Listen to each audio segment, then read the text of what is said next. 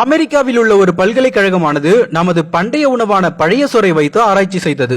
அந்த ஆராய்ச்சியின் முடிவை பார்த்துவிட்டு அவர்கள் என்ன சொன்னார்கள் தெரியுமா? தென்னிந்திய மனிதர்கள் மனிதர்களே அல்ல, அவர்கள் கடவுளாகத்தான் இருக்க வேண்டும்.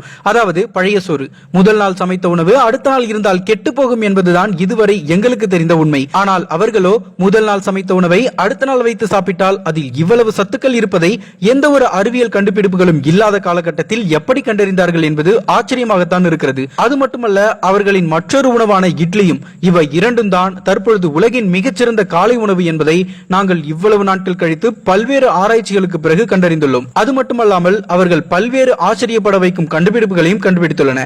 அந்த வகையில் பழைய சாதத்தில் உள்ள சத்துக்கள் என்னென்ன என்பதை பட்டியலிட்டுள்ளன.